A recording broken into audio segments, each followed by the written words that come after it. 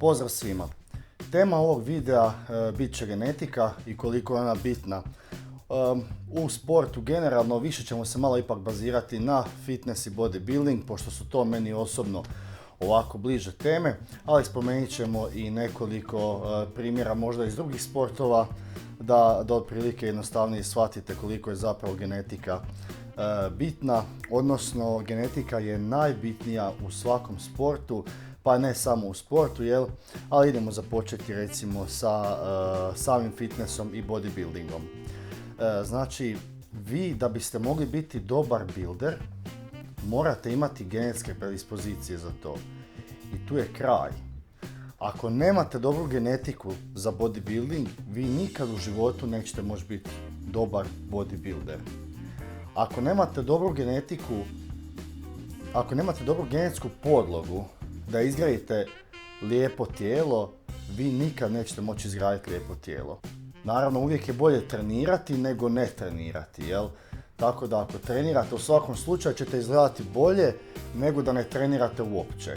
I trenirati nije samo zbog estetike, znači trenirati treba i zbog zdravlja, generalno ćete se osjećati bolje, poletnije i naravno izgledat ćete bolje kako god da genetiku imate.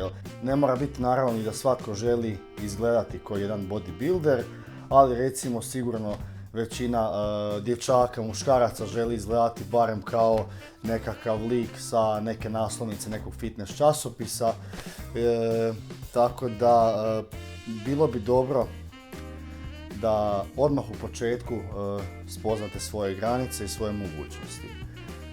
Znači, ukoliko nemate dobru genetiku da izgledate kao nekakav čovjek koji se nalazi na naslovnici nekog časopisa, ako niste rođeni sa uskim strukom, uskim kukovima, širim ramenima, ako niste rođeni sa sposobnošću da nabacujete veću količinu mesa na sebe, ako niste rođeni sa savršenom estetikom mišića, sa savršenim oblikom mišića, vi oblik mišića ne možete značajno promijeniti treningom.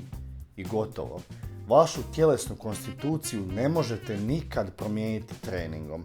Vi možete poboljšati svoj izgled treningom, možete imati manje sala, možete nabaciti nešto dodatno mišića, naravno da možete. Međutim, ukoliko nemate predispozicije da imate lijepo izgrađeno tijelo sa uskim strukom, širokim leđima i ramenima, vi to ne možete postići treningom. Vi ne možete smanjiti svoje kukove treningom. Možete se potruditi da izgubite više sala oko tog dijela, pa da onda i vizualno nekako imate uži struk, ali ako imate široke kukove i širok struk genetski, on nikad neće biti uzak. Ako nemate sposobnost nabacivanja veće količine mesa na sebe, vama to ništa ne može promijeniti, pa čak ni nedopuštena sredstva. Da se možda malo približimo i ostalim sportovima, ja bih recimo napomenuo jedan događaj iz srednje škole, kad sam bio srednjoškolac, gimnazijalac, na razini recimo svih gimnazija u našoj školi, imali smo tjelesni testiranje,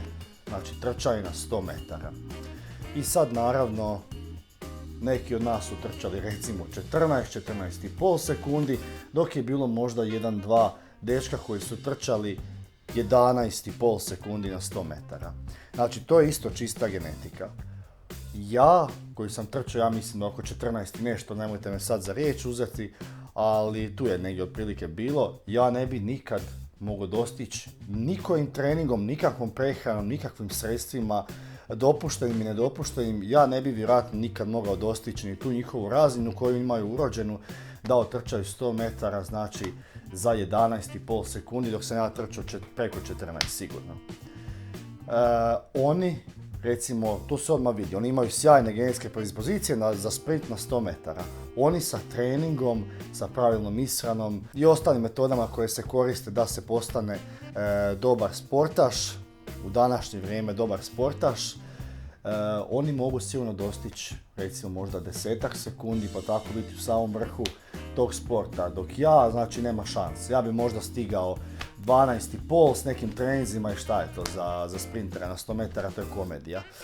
Isto tako recimo ako ja baš sad jako volim košarku i želim biti košarkaš, ja sa 174 cm, mislim jasno je da sam odmah u početku genetski zakinut i da nikad neću moći biti dobar košarkaš. Nikad neću moći ni biti košarkaš, a ne dobar košarkaš. Jel?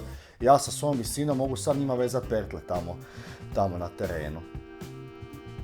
Tako da evo, sada smo spomenuli nekoliko stvari da se dotaknemo malo i nekih drugih sportova. Znači, to nije vezano samo za sport, to je vezano za sve u životu. Znači, neko je pametniji od nekoga zbog svoje genetske predispozicije da bude pametniji od ovog drugog.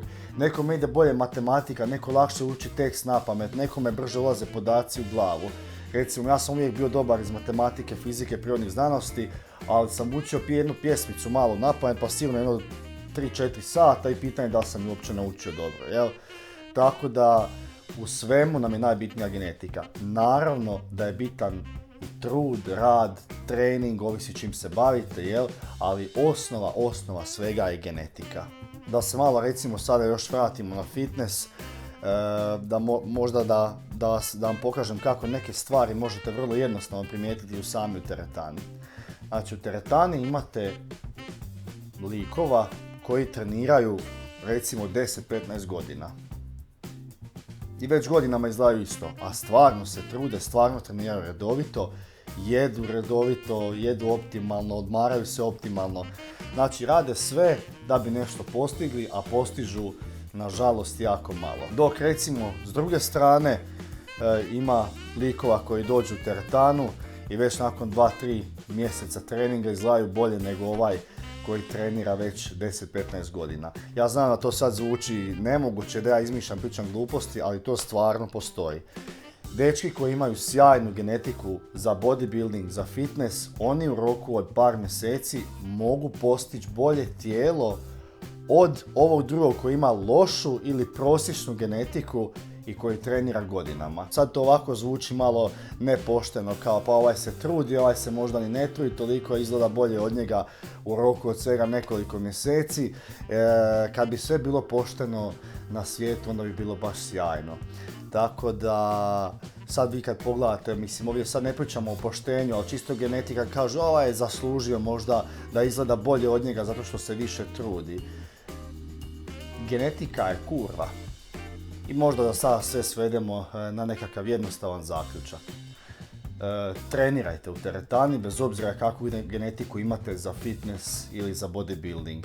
Trening je sam po sebi zdrav. Znači zdravo vam je zdravo jesti, zdravo trenirati i dovoljno se odmarati. To je uvijek zdravo i sigurno ćete izgledati bolje ukoliko to sve radite nego da ne radite ništa, bez obzira kako imate genetiku. Isto tako, ako vas muči neka recimo sad mišićna partija, pa imate ne znam manje ruke, manje listove, često se listovi spominju kao nekakav recimo genetski najčešće zakinut mišić, pa kažu ko nema listove bolje da ih ne trenira, neće ih nikad ni imati. Znači to nije točno. Točno je da ih neće vjerojatno nikad imati dobre, međutim genetika vam ne treba biti izlika da nešto ne radite. Sad recimo, ja i onako imam male listove pa sad neću trenirati listove, ili ja i onako imam male ruke pa onda neću ni trenirati ruke. Znači bit će još gore ako ih ne trenirate. Trebate se maksimalno truditi i ne koristiti genetiku kao izliku da se ne rade one skupine mišića koje vam idu možda malo sporije, malo slabije ili vam gotovo uopće ne idu. Bilo je to sve u ovom klipu, nadam se da su vam sada neke stvari jasnije. Nemojte očajavati ukoliko nemate idealnu genetiku za fitness ili za bodybuilding. Trenirajte jer trenirati je zdravo, jedite zdravo zato što ćete sigurno biti zdravi ako jedete zdravo nego ako jedete nezdravo. Dovoljno se odmarajte, trenirajte, imat ćete puno bolje tijelo nego oni koji ne treniraju, a recimo možda su čak genetski i bolje predisponirani od vas. Ako vam se svidio ovaj video klip, slobodno se možete pretplatiti na kanal, možete lajkati video i preporučiti eventualno drugima ukoliko mislite da bi ih ova tema mogla zanimati. A sad evo za kraj jedna biceps poza, čisto da zaokružim ovu temu u nekakvom bodybuilding stilu.